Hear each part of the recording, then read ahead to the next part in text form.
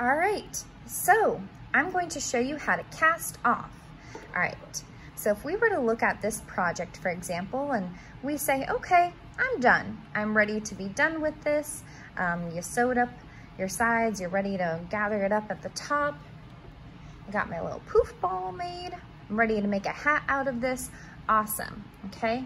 So I'm gonna show you with my little patch that I've kind of been creating right here, how to cast off, okay? Casting off is fairly simple. I'm gonna show you how best to do it. Let me get some more yarn to work with. Okay, so the casting off process is simple. Here we go.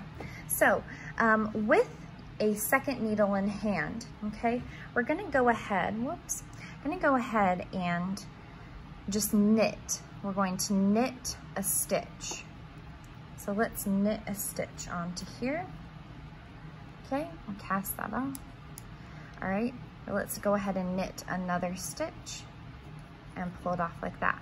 Okay, before we go ahead and knit a third one, what we're going to do, and you can do this with your left needle. The thing is, I'm not that talented to grab it with my left needle. My left hand is not that coordinated. So what I do instead is I take my first stitch that I cast on, or knit on, sorry, I knit that on, and I'm going to pull it over the top of this, okay? So it's gonna create a little bit of a loop like that, okay? So we're gonna do the same thing. We're going to go ahead and knit that next stitch, and then we're going to repeat that same process. Slide that stitch off. What you're going to notice, what you can kind of already see happening right here, it's going to create a braid, okay? Now, let's go ahead and do the fourth one on here. So we're going to knit that on and take it off. Let's do that with the entire row. So I'm going to knit this on. Oops, I accidentally gathered some wrong yarn. There we go. Knit that on and pull that off, okay? Let's do it again. I knit this on. I'm gonna go ahead and slide that off. I'm gonna go ahead and knit this on and slide it off. Knit your next stitch and slide it off. Knit this stitch and slide it off. Let me get some, oh, hold on 1 second there. Don't want that. Okay, there we go. Knit that stitch and slide off.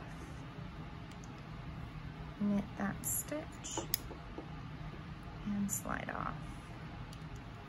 Knit this stitch and slide off. And lastly is knit this stitch and then slide off. And we're done with that needle. We're basically done with this one as well. I'm gonna go ahead and remove that. And what you're gonna be left with is a little loop right here. And what you can see is that we ended off with a really cute little braid at the top. I'm gonna show you the hat I was making a little bit earlier because I did the same thing. As you can see, it was just a really nice little braid that was made at the top here. And if you actually take a look at what you started with a knit stitch when you cast on. So it looks a little bit different than what you first cast on, but you've got a really nice braid to end it. So you can see right here, we've got that nice braid, and this is what it looked like when we started. So that is how you cast off. Now you can use this loop in a multitude of ways. It's however you want to use it. You could tie it off like so, create a little knot, maybe put some clear nail polish on, tie it off, and then you can cut it. Cut it really tight so that it stays right in place.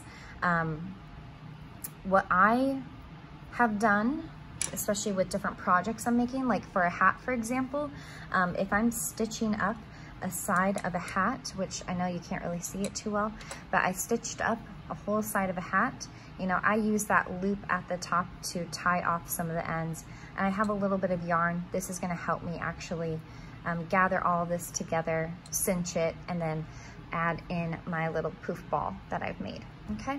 So that is what you can do with it. However you want to tie it off works best for you. You can try some other different ways as well. You can make a really small knot that loops through here and make it really tight and then knot it off that way, okay? So that is how you would cast off. I hope that was helpful. Thanks.